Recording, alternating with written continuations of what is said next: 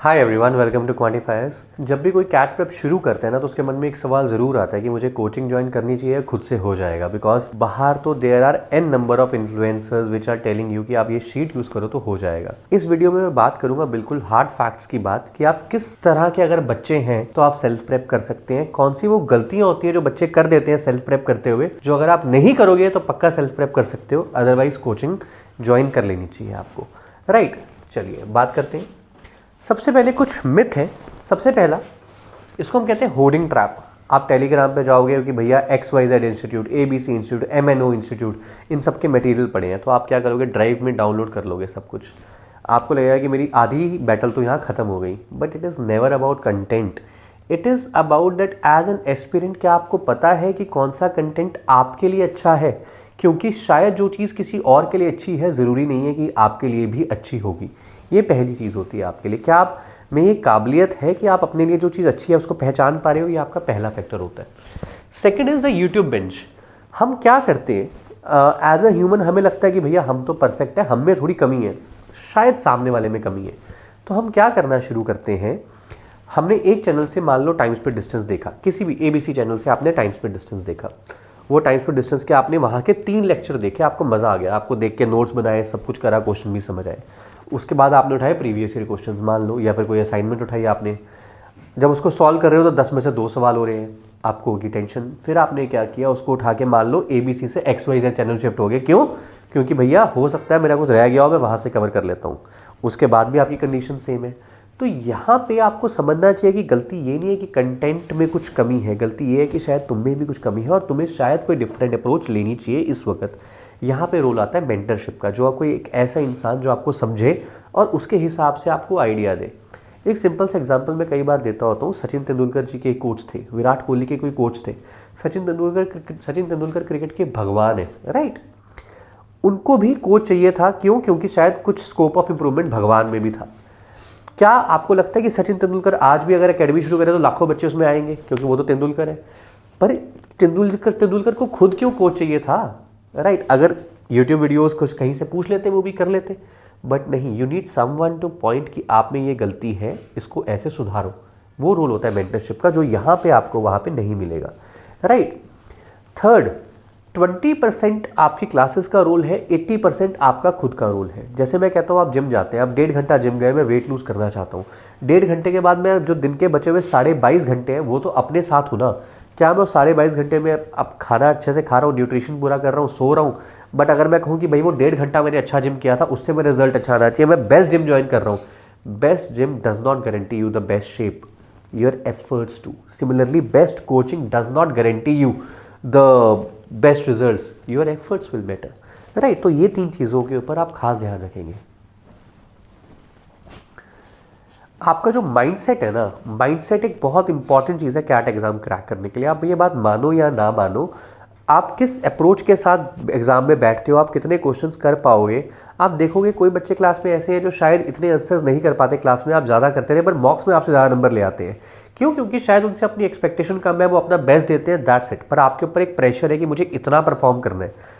उस प्रेशर को आप कैसे टैकल करते हो, डिफाइन करते हैं आप कितने सक्सेसफुल हो गए in the CAT exam. So classroom का एक इल्यूजन है कि मैंने 2 घंटे बैठा तो मेरा हो जाना चाहिए, गलत चीज़ है। उसके बाद है होमवर्क गैप, आपने क्लास करी बट असाइनमेंट्स नहीं करी, फंस गए आप।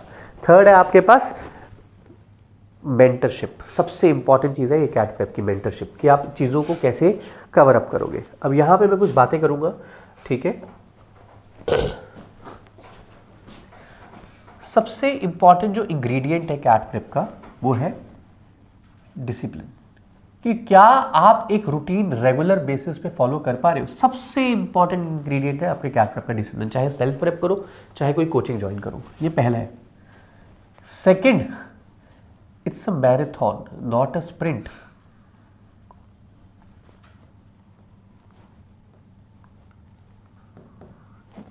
ठीक है, marathon not a sprint. CAT एक ऐसा एग्जाम नहीं है जहां पे आपने 3 दिन बहुत अच्छा पढ़ लिया, 4 दिन में अरिथमेटिक कर लिया तो आगे आपको रेगुलर बेसिस पे करना है। DIL और वर्बल एक ऐसी चीज़ है, रोज इतने इतने इतने बिट्स करोगे तो लास्ट तक इंप्रूव होगे, नहीं तो नहीं होगे, you will fall short, right. Third है, सबसे अहम बात, वर्किंग ऑन मिस्टेक्स। क्या एज एन एस्पिरेंट आप अपनी मिस्टेक्स को आइडेंटिफाई करके उस पर लगातार काम कर पा रहे हो? क्या अपनी गलतियों को आप समझ पा रहे हो? ये सबसे बड़ा इंपॉर्टेंट फैक्टर होता है वर्किंग ऑन योर मिस्टेक्स। अगर आपके पास ये तीनों चीज़ें हैं तो आप भैया किसी का भी मटेरियल उठा लो, आप पक्का सक्सेसफुल होगे। मैं आपको एक गारंटी देता हूँ इस बात की। रोज़ करनी है चीज़ें, एक स्ट्रक्चर्ड वे में करनी है चीज़ें, और ऐसे करनी है। अगर आप ये बात समझो कि कोई, प्लीज़ अंडरस्टैंड कि कोई इन्फ्लुएंसर अगर ये स्ट्रेटेजी निकाल लेता कि इसको यूज़ करके 99 परसेंटाइल निश्चित है आपके, तो सबके ही ना आ जाते।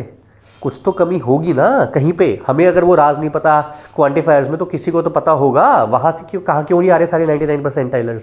क्योंकि ऐसी कोई रेसिपी है ही नहीं। ये सब जैसे हम भी एज एन इंस्टीट्यूट, हमें भी बच्चों को बताना पड़ता है कि ये नहीं करोगे तो ये होगा, इसलिए हमारे पास कोचिंग ज्वाइन करो। वो एक डर होता है जिसको हम कहीं ना कहीं बताते हैं बच्चों को कि ऐसे इसको टैकल करोगे। बाहर भी वही उसको एज अ बिजनेस मॉडल बना के आपको फ्री चीज़ें बेच रहे हैं। बट एक बात है कि हमारे घर की भैया रोटी चल रही है तुम्हारे साथ। बड़ा सिंपल सा फंडा है, आप अच्छा पढ़ोगे, अच्छा बोलोगे आगे तो हमारा चलेगा। उनको चाहिए आपके व्यूज़, तो व्यूज़ डर के ऊपर बहुत आते हैं। पैसा तभी रिपीट होगा अगर हम अच्छा पढ़ाएंगे, तो ये फ़र्क है बहुत ज़्यादा, राइट। तो ये 3 मेजर चीज़ें हैं। इसके अलावा अब 3 सब्जेक्ट है आपके पास, QA, DILR और VARC। अब मैं आपको एक बेसिक रेसिपी बता रहा हूँ, चाहे जो मर्जी इन्फ्लुएंसर, मैं खुला चैलेंज देता हूँ, इसके सिवाय कोई चीज़ बता दे काम करेगी, मैं पढ़ाना छोड़ दूंगा, राइट। क्वांट के लिए लेक्चर्स देखो, जहाँ से भी आप देख रहे हो उसको अच्छे से रिवाइज करो। रिवाइज करने के बाद असाइनमेंट्स करो।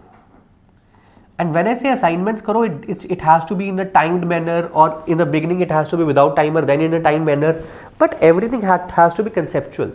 ऐसा होना चाहिए कि अगर आपने लेक्चर के 50 क्वेश्चन किए और 30-40 क्वेश्चन लेक्चर के किए, आपने 100 क्वेश्चन असाइनमेंट के करे, यानी 140 क्वेश्चन, तो मैं आपसे 140 क्वेश्चन में से कोई पूछूँ तो आप कंसेप्चुअली बता पाओ कि ये इसमें इस तरह से होता है, रट्टा नहीं, कंसेप्चुअली असाइनमेंट। उसके बाद उसके PYQs करो और लास्ट में चैप्टर वाइज टेस्ट दे दो। अगर आप ये 5 स्टेप्स अच्छे से करके मुझे कहते हो कि भैया आप इनमें से जो मैंने टोटल अब लेक्चर से एक टॉपिक के लगभग 150 क्वेश्चन कर लिए, इन 150 में से कोई भी क्वेश्चन मेरे से पूछ लो कंसेप्चुअली, चाहे PYQ का चाहे असाइनमेंट का, मैं समझा पाऊंगा। आई guarantee you will score well in quant in finals. But आप ये बात नोटिस करना कि जब आप एक असाइनमेंट करते हो उसके कहीं कुछ ही दिनों बाद आपसे शायद आधे क्वेश्चन दोबारा नहीं हो रहे, तो इसका मतलब ये है कि आपने उस वक्त तो सॉल्यूशन देख के उसको रिटेन कर लिया, बट वो कंसेप्ट आपके अंदर नहीं गया। तो वहीं पे कमी है आपकी मेंटरशिप की। You need to work over that part. Then आता है DILR पे, the only and only solution is practice. एक पर्टिकुलर आप सेट्स को सीखोगे कि कैसे करते हैं, राइट। आपको कैसे चीज़ों को रखा जाता है, कैसे टेबल्स बनाए जाते हैं, कैसे इंफॉर्मेशन को डिस्प्ले करना चाहिए, ये चीज़ सीखोगे। धीरे धीरे वो चीज़ इंप्रूव होती रहेगी। And then there is only one word that will help you, that is familiarity. अगर करी हुई चीज़ें वापस आ गई आपके पास तो आपको आसानी होगी, करी हुई चीज़ें वापस नहीं आई तो मुश्किल होगी। ये बात है आपके पास। Then comes VARC which is very similar to DILR। Keep on practising RCs without timer. हमने अपने ना क्वांटिफायर्स के यूट्यूब चैनल पे एक रीड ऑफ द डे नाम की चीज़ शुरू करी हुई है। उसमें हम आपको रोज़ आर्टिकल्स दे रहे हैं विद एक्सप्लेनेशन। अगर आप उनको अच्छे से करते हो तो आपके लिए वो चीज़ें बहुत आसान होने वाली है फ्यूचर में, ठीक है। तो VARC के लिए रीडिंग करो, RCs करो विदाउट टाइमर, ठीक है, पहले। उसके बाद सेक्शनल देने शुरू करो। क्वांटिफायर्स की वेबसाइट पे 150 फ्री सेक्शनल है, you don't even have to pay a single penny. आप उसको करो, अच्छे से करो। कल हमने एक वीडियो बनाई थी that how to use ChatGPT to analyse mocks, उसको इनकलकेट करो।